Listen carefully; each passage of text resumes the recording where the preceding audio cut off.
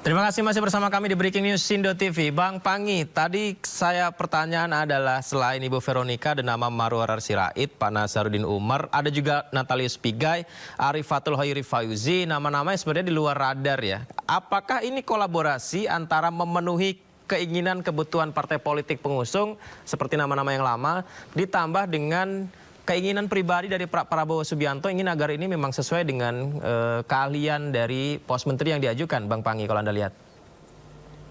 Pertama tentu saja begini ya, kalau keahlian tentu banyak yang ahli sebetulnya, termasuk yang direct man and direct place ya, Second Kabinet menyerahkan kepada ahlinya terkait dengan bidang yang ditekuni selama ini. Memang itu hari-hari yang mereka paham masalahnya. Seperti ini kan nggak bisa uji coba ya, keterampilan-keterampilan yang memang harus betul-betul konsen, jalan terbelakang backgroundnya udah di situ, tentu bisa mengurai masalah. Yang kedua tentu saja ada darah-darah aktivis ya, seperti kita tahu. Saya mendengar nama-nama yang tadi itu, kemudian ada representasi wilayah. Itu juga kayak Natalius Pigai itu kan wilayah Indonesia Timur ya, seperti Papua. Tentu nggak bisa lepas bahwa kabinet ini nggak mungkin tidak ada representasi dari. Bisa kebayang itu Mas Yudi, kalau misalnya kabinet ini nggak ada orang dari Papua gitu, itu kan juga akan menjadi isu yang cukup membuat kita juga sangat menyayangkan, sehingga memang ada Natalius Pigai perwakilan dari Indonesia Timur, itu khususnya di Papua gitu. Ada Ripka Haluk juga tadi, PJ Gubernur Papua Tengah kalau dari perwakilan Timur.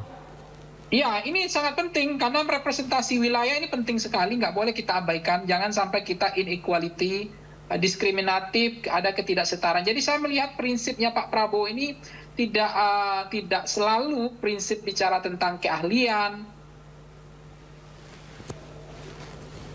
Baik, Bang Panggi? Ya, nge-freeze sepertinya ya. Baik, sambil kita juga memantau situasi di Kertanegara, pemirsa, kita masih menantikan terhubung dengan Bang Panggi kembali. Sri Mulyani, ini adalah mungkin satu di antara sekian banyak nama yang dipanggil ke Kertanegara dengan sangat tegas menyatakan bahwa saya diberi amanat untuk mengisi Kementerian Keuangan kembali. Baik, Bang Panggi, ini Ibu Sri Mulyani adalah satu sosok yang menariknya begini. Baik, kita masih belum terhubung dengan Bang Panggi. Bisa mendengar suara saya, Bang Panggi? Baik, kita masih menunggu terhubung kembali dengan Bang Panggi. Selain Ibu Sri Mulyani juga ada Erlangga Hartarto, pemirsa. Pak Erlangga Hartarto yang menyampaikan bahwa pembahasan dengan Prabowo Subianto, Presiden terpilih, adalah berkaitan dengan situasi dinamika politik dalam negeri dan mancanegara. Ya, setelah kita saksikan ini memang apa yang didiskusikan antara Presiden terpilih Prabowo Subianto bersama nama-nama yang dipanggil ini sesuai dengan keahlian dan juga profesi yang dijalani sebelumnya. Seperti dengan Erick Thohir yang Anda saksikan. Kalau ini adalah, ya, ini yang mengejutkan kita bersama. Ibu Veronica mengenakan pakaian batik juga, busana adat juga yang mengenakan pakaian berwarna putih masuk ke kediaman Prabowo Subianto dan menjadi nama yang mengejutkan semua pihak karena ia juga hadir di Kertanegara. Dan ini adalah Dito Aryo Tejo, Menteri Pemuda dan Olahraga. Menteri Pemuda dan Olahraga Dito Aryo Tejo yang juga tadi jam 7 tiba di kediaman Pak Prabowo, kemudian sekitar 1 jam kemudian baru ia keluar dan memberikan statement kepada publik ya. Dan ya, ini yang disampaikan Pak Prabowo, diskusi yang disampaikan selalu sesuai dengan profesi yang dijalani, seperti dengan tadi juga ini dengan Pak Nasaruddin Umar membahas tentang kerukunan antar umat beragama. Kemudian sebelumnya adalah dengan Dito Aryo Tejo membahas tentang kemajuan olahraga.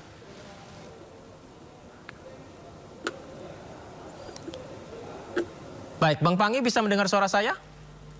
Bisa Mas Yudi, Oke. bisa. Tadi sempat terputus. Kalau dari Ibu Sri Mulyani ini yang menarik adalah Ibu Sri Mulyani satu di antara sekian banyak nama yang dipanggil dengan tegas dan juga yakin bahwa saya diberi amanat sebagai Menteri Keuangan. Kalau yang lainnya kan kadang suka tidak menyampaikan secara gamblang hal itu ya. Tapi memang kalau melihat keahlian dan juga apa yang dia lakukan di era Kabinet Presiden Jokowi memang sangat penting sekali untuk mengetahui bagaimana solusi dari sisi seorang Sri Mulyani ya untuk masalah ekonomi bangsa, dalam hal ini keuangan. Iya Mas Yudi, saya pikir ya Sri Mulyani ini termasuk menteri yang legend ya. Hmm. Jadi nggak ada putus-putusnya nih, sudah 3 presiden ya. Udah SBY, Pak Jokowi, kemudian sekarang Pak Prabowo gitu. Jadi fenomenal ya menurut saya. Nggak tahu apa memang karena kompetensi kapasitas dia memang tidak ada yang bisa menggantikan per hari ini, dan beliau sudah belak-belakan tadi mengatakan saya dibutuhkan. Ya. Saya akan mengisi pos Kementerian Keuangan. Jadi sudah. Ini sangat memang ini ilmu yang dimiliki Sri Mulyani ini ilmu langkah ini kayaknya. Memang nggak ada orang lagi sepertinya gitu. Ya, tidak tergantikan. Jadi, ya. Iya, kalau Bu Sri Mulyani nggak ada, ya repot ini Republik kalau begini nggak ada penggantinya sejauh ini. Jadi nggak tahu nih ilmu apa yang dimiliki Sri Mulyani sampai sejauh seperti itu ya. Bahwa 3 presiden ya legend lah, artinya kepakai terus gitu. Karena spesifik Bang Panggi, yang ditanya Pak Prabowo ke Ibu Sri Mulyani tadi dalam statementnya Ibu Sri Mulyani sangat spesifik mengenai investasi, penerimaan negara baik dari pajak dan lain-lain, kemudian juga bagaimana membuat stabilitas agar ekonomi bangsa ini bisa seimbang dan juga tetap memajukan, memaksimalkan APBN yang ada untuk rakyat. Itu kan sangat spesifik dan memang sangat diperlukan maksimalnya untuk masyarakat.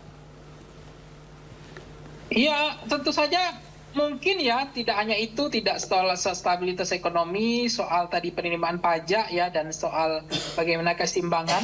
Muncul juga misalnya sumber daya manusia, misalnya termasuk makan siang gratis ini kan, anggarannya kan juga Bu Sri Mulyani yang menyiapkan saya pikir ya. Jadi ketergantungan ini kan dependensi teori, jadi ketergantungan sosok sama Sri Mulyani seorang perempuan, 3 periode menjadi menteri di 3 presiden ya. Tentu ini menurut saya wanita yang sangat legend ya. Apakah memang saya yakin nih bahwa memang belum ada orang Indonesia yang mampu nampak-nampaknya menggantikan posisi strategis beliau. Karena kemampuan jam terbang, mungkin karena pengalaman yang nggak kaleng-kaleng berarti, bukan main-main, dan mungkin tahu banyak hal. Dan Pak Prabowo sangat bergantung mungkin ya, atau memang supaya tidak ada kaget ya di Kementerian Keuangan ini, apalagi wakil menteri mungkin belum siap ya untuk mengambil posisi itu, sehingga kan ada wakil menteri itu juga orang yang tidak main-main sebenarnya, itu kan dinastinya, bukan dinasti ya, maksud saya punya hubungan dengan Pak Prabowo ya, dan Pak Prabowo juga dulu orang tuanya kan juga menteri keuangan gitu. Jadi nampaknya belum ada yang bisa menggantikan. Bang Panggi, kerap dalam diskusi kalau bahas tentang kabinet presiden terpilih ini adalah tidak adanya oposisi yang dikritik ini bisa saja mengancam demokrasi, oposisi tetap diperlukan dalam pemerintahan. Tapi ternyata hingga saat ini saya nunggu-nunggu nih dari PDI Perjuangan kayaknya belum ada ya Bang Panggi ya. Apakah ini bisa jadi sebuah kesimpulan? Ya, nampaknya belum ada yang dipanggil dari PDIP ya. Saya nggak tahu kalau bukan dari PDIP ya. Tentu beliau bukan kader tokoh dari PDIP. Jadi mungkin saja masih ada beberapa lagi yang kan belum semua tuntas ya. Salah satunya adalah apakah ini yang kita tunggu, bisa iya bisa tidak. Apakah betul desas-desus selama ini bahwa PDIP akan gabung ke koalisi Pak Prabowo. Tapi nampaknya kan per hari ini belum ada satupun kader PDIP yang selama ini santer menjadi perbincangan publik seperti BG Budi Gunawan, Abdullah Azhar Anas, dan beberapa mungkin ya. Nampaknya per hari ini belum muncul gitu yang dipanggil dari PDIP, atau nanti mungkin saja di injury time last minute terakhir adalah menteri yang dipanggil istilahnya itu penutup gitu. Karena representasi dari PKB Pak Muhaimin Iskandar yang notabene malah adalah lawan politik dari Pak Prabowo di Pilpres kemarin juga diundang dan sudah memberikan statement setelah keluar dari Kertanegara sore tadi, Bang Panggi. Gus Imin ya? Ya, Caimin. Ya, Gus Imin. Ya, kalau Gus Imin kita nggak perlu kaget sebenarnya karena beliau mungkin punya perjalanan hidupnya panjang, dan tentu dia punya sejarah hubungan yang spesial dengan Pak Prabowo. Kita tahu ya persis pada masa-masa waktu Pak Prabowo mencari wakil presiden, itu Caimin itu salah satu santer yang menjadi perhatian Pak Prabowo untuk menjadi wakil presidennya Pak Prabowo pada waktu itu gitu. Cuma belum berjodoh waktu itu, dan betapa intensitas mereka bertemu dengan Pak Prabowo, mungkin mereka berbagi pikiran, sharing pengalaman, termasuk jam terbang Caimin ini juga bukan kaleng-kaleng, bukan main dan tidak main-main juga. Pernah jadi menteri, pernah menjadi wakil ketua MPR, wakil ketua DPR, pernah jadi ketua umum partai dan ketua umum terlama di PKB ya, termasuk mengantarkan PKB menjadi partai yang cukup bergengsi ya, pada partai yang cukup berkelas gitu, partai yang cukup diperhitungkan hari Bang ini. Pangi, kalau zakon kabinet kelihatan nggak di yang dipanggil-panggil tadi, Bang? Iya, nampaknya ada juga yang tidak gitu. Saya nggak ngerti apa keahliannya Peron ini Katan, misalnya tahu zakon kabinetnya di ahli di mana, saya nggak paham. Tapi ada beberapa menteri. Baik, Bang Pangi ditahan dulu. Backgroundnya gitu. Bang Pangi ditahan dulu ya. Dialog ini kita akan lanjutkan usai jeda. Nanti ada rekan Aya Nufus yang akan mendampingi Bang Pangi. Jangan kemana-mana dan juga jangan kemana-mana Bang Pangi dan juga pemirsa. Kita segera kembali. Tetap bersama kami. Ya pemirsa, untuk membahas lebih lanjut terkait dengan pertemuan Prabowo Subianto dengan sejumlah menteri maupun calon menteri yang datang ke kediamannya di Kertanegara, kita akan berbincang dengan Pangi Sarwi selaku pengamat politik pada malam hari ini. Halo, selamat malam Bang Pangi. Malam Mbak Maya. Ya Bang Pangi, ada kembali lagi berdialog dan berbincang bersama kami di Sindo Breaking News.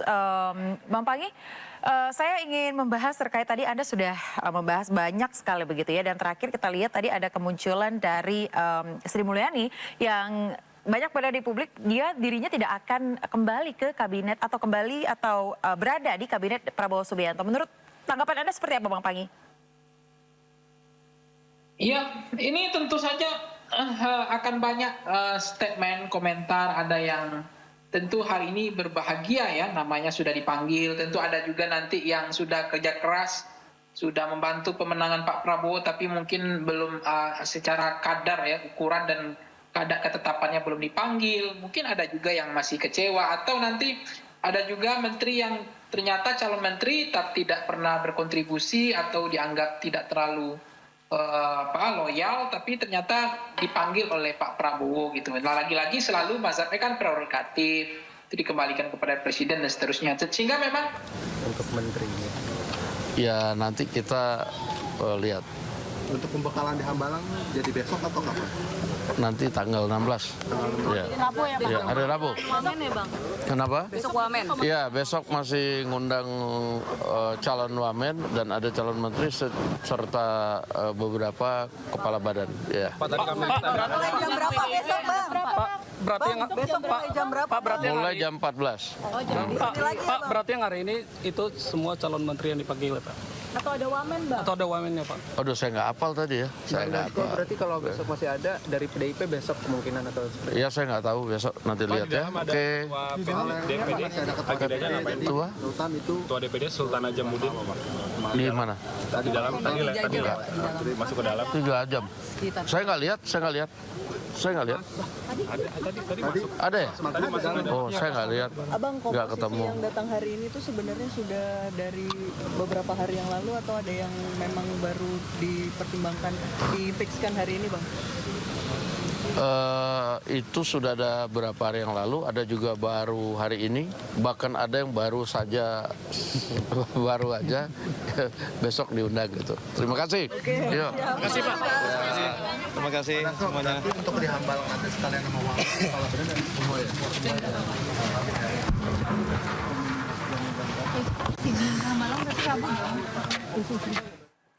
Iya pemirsa, dan juga saya ingin menyapa kembali Bang Pangi Sarwi selaku pengamat politik. Selamat malam Bang Sarwi, Bang Pangi. Ya Bang Pangi, maaf tadi kita baru saja mendengar pernyataan dari Sufmi Dasko yang mengatakan bahwa besok ini masih ada pertemuan lagi Prabowo Subianto dengan para calon wamen, begitu ya. Pendapat Anda Bang? ya tentu saja itu wajar dan penting ya pertemuan presiden dengan calon menterinya, apakah itu menteri atau wamen, itu tentu menjadi prioritas, menjadi penting. Apalagi katanya ada istilahnya besok ke Hambalang ada ya dikumpulkan dulu. Jadi itu salah satu fakta. Tetapi dalam konteks ini tentu menarik ya. Bagaimana nanti kita melihat satu persatu, melihat menteri dengan latar belakang, dengan pengalaman, segudang pengalamannya. berapa persen menteri wajah lama, apakah ini menteri berapa masing-masing partai juga akan bertanya, mereka hari ini terjawab misteri, misalnya Golkar dapat 7 menteri atau betul atau tidak betul, ada misalnya dari Gerindra, ada dari PDIP, apakah jadi dipanggil atau tidak, apakah ada betul hari ini atau besok pagi menteri dari PDIP akan dipanggil. Jadi ini penuh misteri dan penuh sesuatu yang menurut saya masih akan ada kejutan-kejutan lain, akan mulai kalau nggak malam ini ya besok pagi akan ada pemanggilan-pemanggilan nama-nama yang mungkin saja biasanya kan menteri-menteri ini ada juga nama-nama yang nggak pernah dipanggil, tidak pernah diperbincangkan, tidak pernah terprediksi oleh radar ya oleh radar politik selama ini. Tapi nanti bukan tidak mungkin ada kejutan-kejutan di kabinet Pak Prabowo, kira-kira gitu Mbak Maya. Iya, jadi tadi juga ada nama Veronica Tan begitu ya, yang kita juga tidak memprediksi akan hadir di kediamannya Prabowo. Tapi menurut Anda apakah memungkinkan untuk Veronica Tan ini duduk di kursi kabinetnya Prabowo? Ya memungkinkan, apakah beliau punya kapasitas, apa beliau memang level confidence-nya Pak Prabowo pasti udah tinggi ya harapan ekspektasi beliau, karena nggak mungkin Pak Prabowo memanggil orang yang dengan Pak Prabowo sendiri nggak yakin dengan orangnya gitu, dengan sosoknya atau figurnya. Ya saya pikir itu sudah selesai, artinya mereka dipanggil karena adanya keyakinan Pak Prabowo untuk memberikan amanah kepercayaan, karena kan bagi Pak Prabowo menjadi menteri ini kan bukan untuk sekedar gaya-gayaan atau gimmick politik, tantangannya berat, challenge-nya besar, tidak banyak juga menteri-menteri yang masuk penjara, ya. Kemudian banyak menteri yang kemudian menjadi beban presiden, tidak membantu meringankan kerja presiden. Sementara kan menteri kita ini bertanggung jawab kepada presiden, bukan kepada parlemen seperti perdana menteri atau kabinet parlementer gitu. Jadi ini tentu presiden tidak mau juga salah orang. Tentu itu akan menjadi beban bagi beliau untuk mewujudkan visi misi kinerja apa yang menjadi obsesi beliau selama ini, soal apa yang menjadi janji-janji kampanye beliau selama ini. Tentu beliau tidak mau itu tidak terwujud. Nah, barangkali itulah yang akan menjadi penting, betapa mereka sangat selektif mungkin ya, penuh kehati-hatian, betul-betul mungkin hasil kontemplasi Pak Prabowo juga, sehingga menteri-menteri yang dipanggil ini adalah menteri andalan, menteri yang kira-kira akan mampu mengurangi beban Presiden Prabowo, bukan kemudian menjadi beban presiden. Kalau kemudian menterinya menjadi beban presiden kan justru tidak akan cukup berhasil gitu. Untuk apalagi ini kabinet Pak Prabowo ini kan kabinet yang siap gaspol kan, tancap gas gitu. Jadi saya pikir akan menarik ke depannya apakah menteri-menteri ini sesuai dengan ekspektasi harapan publik masyarakat ya, atau ya kan masih banyak persoalan ke depannya, banyak juga 3/3 bulan nanti akan ada reshuffle ya kan, 6 bulan akan ada evaluasi kembali kan, bisa saja. Iya, jadi reshuffle itu memungkinkan. Tapi kalau menurut Anda banyak beredar secara politik banyak berada di media sosial atau di media massa begitu ya, terkait dengan nantinya akan tidak ada atau Nasdem ini tidak akan masuk di pemerintahannya Prabowo. Iya, mungkin itu juga pengalaman Nasdem memilih untuk memutuskan untuk tidak bergabung dengan kabinetnya Pak Prabowo Gibran. Tetapi kemudian Nasdem posisi politiknya tetap akan membantu akan membantu kabinet Pak Prabowo dan akan tetap berada di barisan Pak Prabowo Gibran. Tapi itu mungkin konsekuensi, artinya Nasdem tentu belajar dari peristiwa pembelajaran masa lalu yang kemudian menteri menjadi beban, menteri kemudian banyak yang tersangka. Mungkin itu menjadi trauma juga, menjadi pelajaran bagi Nasdem bahwa yang terpenting sekarang itu meskipun tidak ada menteri Nasdem, tapi Nasdem akan komit, akan punya keteguhan, akan bekerja keras. Nasdem akan berupaya memberikan yang terbaik untuk memberikan pikiran-pikiran alternatif, mengkoreksi atau memberikan dari dalam apapun untuk bisa membantu sesuai dengan mazhabnya Pak Prabowo kan, mazhab persatuan, mazhab kemajuan. Artinya bukan berarti Nasdem oposisi saya lihat, tetapi Nasdem mungkin nanti di dalam politik ada barter-barter lain yang artinya dalam konteks positif, yaitu mungkin ada jabatan-jabatan lain yang tidak harus menteri. Nah, kita tahu bahwa menteri Nasdem kemarin ada 3 ya, kemudian 2 menteri dari Nasdem tersangka. Mungkin itu juga menjadi pertimbangan bagi Nasdem untuk kembali mengkoreksi, mengevaluasi, untuk memikirkan kembali untuk mempertimbangkan kembali untuk ke kabinetnya atau kadernya masuk kabinet Pak Prabowo Gibran, sehingga mereka memutuskan mungkin dengan kesadaran penuh, dengan keyakinan penuh bahwa akan lebih banyak keuntungan, kebermanfaatan, artinya mereka bergabung. Ini menjadi pembelajaran politik penting. Kenapa? Karena memberikan contoh yang terbaik. Mungkin ini tradisi politik baru juga bagi kita gitu. Selain kita hari ini sistem presidensial tanpa oposisi satupun partai hari ini, itu sejarah baru karena baru kali ini kita berdemokrasi, sistem presidensial murni kita tanpa oposisi satupun partai yang oposisi diinstitusikan. Kita nggak tahu nih ujung dari PDIP belakangan, tapi ini adalah habits politik baru, faksun politik baru, bahwa tidak selalu selama ini kan kekuasaan itu adalah power sharing, kekuasaan itu adalah pragmatisme politik, kekuasaan itu adalah bicara kabinet, kekuasaan itu bicara kursi menteri, bagi-bagi kue kekuasaan. Tetapi kemudian Nasdem mencoba untuk men-challenge itu, untuk mengambil jalan pikiran lain, pikiran-pikiran bahwa tidak harus bahwa berkoalisi itu harus ada bersyarat. Kan ada juga berkoalisi dengan syarat, yaitu menteri mereka, kader terbaik mereka masuk dalam kabinet. Tetapi kemudian Nasdem mencoba pikiran-pikiran yang sangat ekstrim untuk belajar mencoba bahwa kami tidak perlu menteri gitu, kami tidak perlu dipaksakan, kami harus ada kader kami menjadi menteri, kemudian kami baru mendeklar berkoalisi dengan Pak Prabowo. Artinya ini koalisi tanpa syarat. Dan ini tentu tidak akan membebani Pak Prabowo, dan ini tentu saja positif bagi Pak Prabowo gitu. Oke. Artinya dengan hadirnya nama-nama pada hari ini, tadi kita lihat ada dari menteri yang masih menjabat saat ini, kemudian juga ada juga profesional yang sebelumnya belum pernah beredar di media, begitu ya Bang Panggi. Artinya ini Pak Prabowo sangat detail memikirkan kabinetnya ya Bang? Ya tentu saja Pak Prabowo orangnya kan sangat detail pasti ya. Pertama pertimbangan representasi wilayah Indonesia Timur, Indonesia Barat ya.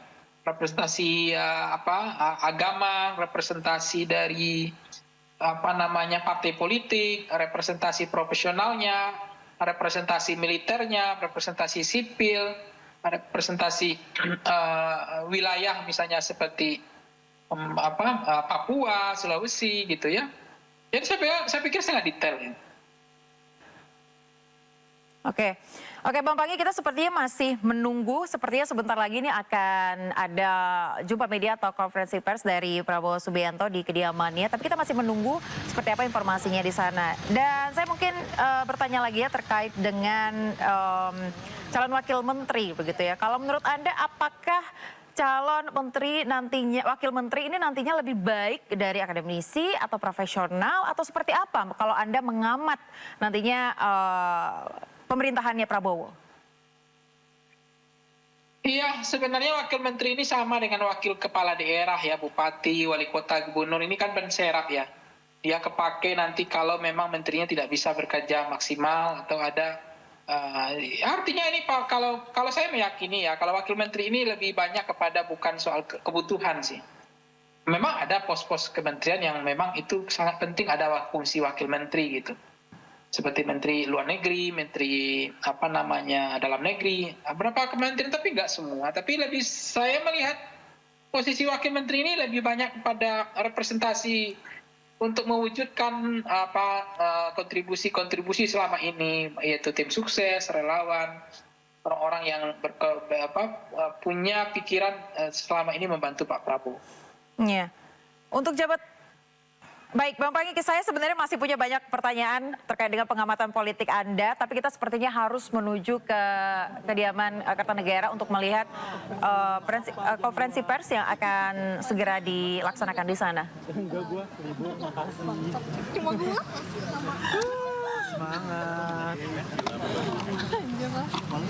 Ya pemirsa, seperti yang Anda saksikan di layar kaca Anda bahwa awak media ini standby gitu ya di depan rumah Kertanegara untuk memantau seperti apa pertemuan Prabowo Subianto dengan para calon menteri yang nantinya akan duduk di kursi kabinet pemerintahan Prabowo Gibran. Ada sejumlah nama, jika kita hitung tadi sepertinya sudah ada sekitar 48 tokoh yang hadir pada hari ini. Nah tadi di akhir ada kita lihat kehadiran dari Mutia Hafid di kediaman Kertanegara. Kemudian juga sejak sore tadi ada sejumlah nama-nama yang hadir baik dari partai, kemudian juga dari yayasan-yayasan. Kemudian juga kita lihat ada para profesional yang sebelumnya tidak pernah terlihat begitu ya di media massa. Iya, jadi begini tadi, setelah kemudian diwawancara, Nah sepertinya sebentar lagi kita akan sama-sama melihat pernyataan yang akan disampaikan oleh Prabowo Subianto terkait dengan pertemuannya dengan sejumlah nama-nama yang diperkirakan akan menjadi calon menteri di kabinet pemerintahan selanjutnya, yakni Prabowo Gibran. Masih dinamis tentunya ini yang ditunggu. Dan diperkirakan memang seperti isu yang beredar akan ada sekitar 46 kementerian nantinya di kabinet Prabowo Gibran. Dan seperti yang dikatakan oleh Prabowo, pemirsa, bahwa mayoritas menteri nantinya adalah menteri dari kabinet Jokowi. Dan terbukti pada malam ini kita melihat ada sejumlah nama para menteri. Itu hasil wawancara kami pertama dengan Ketua Harian Partai Gerindra. Iya, kita malam ini kita sudah melihat tadinya ada sejumlah nama-nama menteri yang berada di kabinet Jokowi, dan pemirsa sejumlah menteri ini sudah memberikan pernyataannya pada malam tadi, dan kita akan lihat kembali, kita akan simak seperti apa pernyataan yang disampaikan oleh Budi Gunadi Sadikin. Tadi saya dipanggil siang hari, dikasih tahu suruh datang sekitar jam 7. Jadi saya datang tadi, kemudian diajak bicara sama beliau mengenai masalah kesehatan. Jumlah dokternya harus cukup, jumlah dokter spesialisnya harus cukup. Bagaimana pendidikan untuk dokter-dokter dan dokter spesialis ini bisa diperbanyak. Kalau masyarakat juga masih kekurangan, bisa nggak belajarnya nggak hanya di dalam negeri saja, tapi bisa juga di luar negeri untuk mempercepat. Beliau juga ingin agar pemeriksaan kesehatan terus ditingkatkan agar jangan sampai sakit masyarakatnya. Kalau bisa kita jaga supaya sehat terus. Beliau juga pesankan ada penyakit-penyakit yang menurut beliau harusnya sudah bisa diatasi di Indonesia seperti tuberkulosis sama malaria. Itu kan harusnya bisa cepatlah dieliminasi, dicari vaksinnya supaya masyarakat kita bisa cepat hilang penyakit ini. Berarti Menkes lagi ya Pak? Lanjut lagi ya Pak? Lanjut Menkes ya Pak? Beliau belum ngomong seperti itu, nanti beliau akan... Ada bahas soal ekonomi atau keuangan nggak Pak? Ekonomi atau keuangan ekonomi Pak? Nggak, Pak? Ada ya Pak? Karena isunya kan udah ada Karena kan isunya saya di sana. siapa tuh Pak? Siapa Pak? siapa Pak? Siapa Pak? Jadi kalau misalnya nggak bahas ya Pak? ekonomi atau keuangan ya Pak? Sempat ditawari jadi Menkyu nggak Pak tadi Pak? Apa? Sempat ditawari jadi Menkyu nggak Enggak, tadi tadi kita ada makanan jadi... Jadi full bahas kesehatan Pak? Kesehatan ya Pak? Bukan bidang ekonomi Pak sama sekali Pak. Cocok dengan Ibu Sri Mulyani aja ya Pak? Oh kan kita duduknya di sebelahnya sama Ibu Sri. Oke, lanjut Menkes ya Pak? Sendiri-sendiri. Sendiri-sendiri ya Pak? Ada apa lagi? Berarti ke depan Pak, bisa jadi fokus ya Pak ya? TBC dan malaria, Malaria. screening kesehatan, dan juga pendidikan dokter dan dokter spesialis. Tahun depan ada malaria summit ya Pak katanya Pak? Pak, berarti besok ke Hambalang dong Pak? Kenapa? Besok ke Hambalang? Waduh, belum dikasih tahu. Pak, pemanggilan Bapak tuh mendadak juga nggak Pak? Atau ada sebenarnya perubahan yang mendadak itu Pak? Hari ini saya dipanggil. Jam berapa Pak? Jam berapa Pak? Baru ya? Siang jam 1-an. Oke, makasih Pak Budi. Ya, baru saja kita menyaksikan pernyataan yang tadi sempat disampaikan oleh Menteri Kesehatan Budi Gunadi Sadikin, dan kita akan coba kembali berbincang dengan Bang Pangi Sarwi selaku pengamat politik. Bang Pangi, Anda masih bersama dengan kami?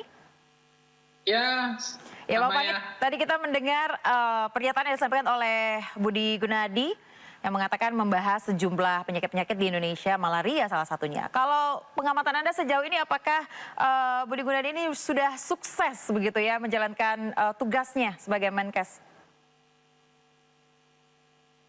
Ya, KPI-nya kita nggak tahu ya, bagaimana kinerja beliau.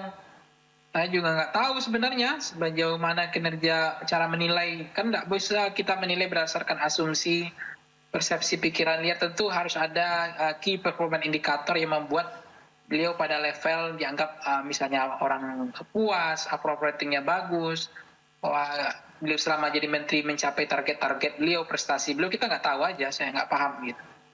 Baik, tapi menurut Anda apakah dari sepak terjangnya ini kemungkinan akan kembali menjabat sebagai Menkes di pemerintahannya Prabowo Gibran?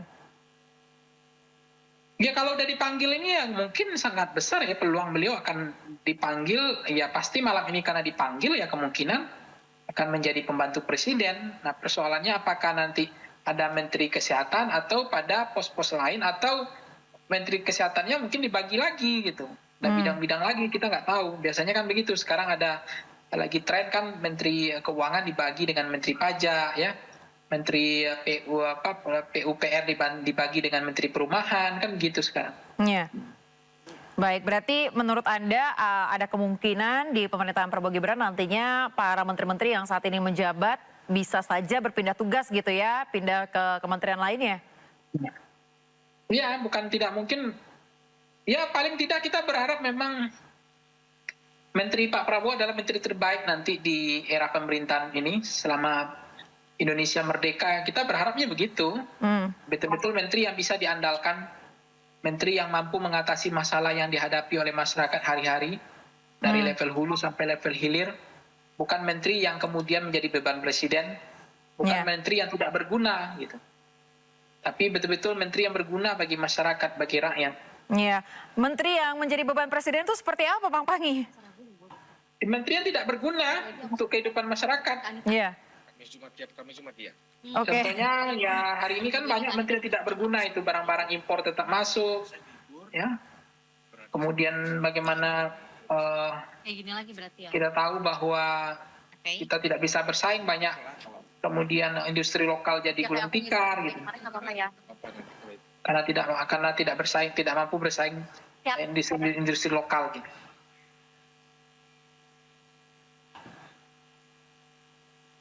Iya, kalau dari Anda lihat dari nama-nama ini nantinya apakah sudah pasti akan membantu kabinetnya Prabowo, apa kepentingan politik saja nih, Bang? Ada nggak beberapa yang menurut Anda hanya sebagai kepentingan politik? Menghindari aksi main hakim sendiri dari warga, polisi sekitar. Iya, gimana Mbak? Bayu nggak kedengaran?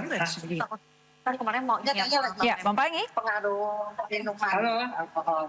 Iya, halo. Saya dengar dari Iya, Bang Panggi mendengar suara kami? Dia pernah terlibat dalam Enggak terlalu kedengaran. Ya, terlalu kedengaran ya, Bang Panggi. Oke. Baik, kita akan coba tersambung terlebih dahulu dengan jelas bersama dengan Bang Panggi. News melaporkan. Ya, sepertinya kita masih memantau seperti apa situasi terkini di Rumah Kertanegara saat ini. Dan sepertinya sudah ada pergerakan di depan Rumah Kertanegara. Apakah sesaat lagi Prabowo Subianto akan memberikan pernyataannya setelah menyelesaikan pertemuannya dengan sejumlah nama-nama untuk menjadi calon menteri di Kabinet Prabowo Gibran nantinya? Namun sejauh ini sepertinya tidak ada lagi tokoh-tokoh yang menyambangi begitu ya, atau masuk. Kita hanya menunggu pertemuan ini selesai dan menunggu hasil dari pertemuan pada malam hari ini di Kertanegara. Dan pastinya nama-nama yang sudah tiba di Kertanegara kita harapkan nantinya dapat membantu pemerintahan Prabowo Gibran. Baik pemirsa, kita langsung menuju ke Kertanegara dan kita akan langsung simak seperti apa pernyataannya pada malam hari ini. Maju. Jangan ada yang maju, jangan ada yang maju. Jangan maju, jangan maju.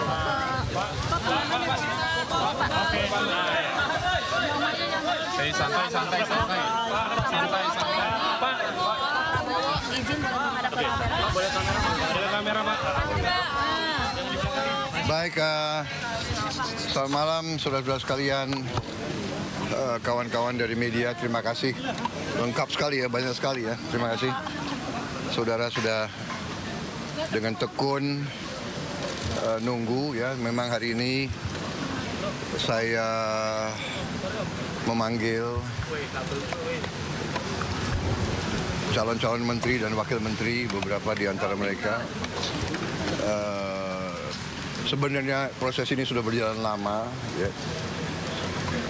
kita adakan pemantauan, diskusi, dan sebelum saya undang ke sini sebenarnya mereka sudah menyatakan bersedia membantu saya. Jadi sebetulnya hari ini hanya mengkonfirmasi. Saya konfirmasi, saya yakinkan mereka bersedia atau tidak bantu saya di bidang yang saya tawarkan kepada mereka. Alhamdulillah semuanya menyatakan sanggup. Saya memberi beberapa penekanan kira-kira ya arah kebijakan kita.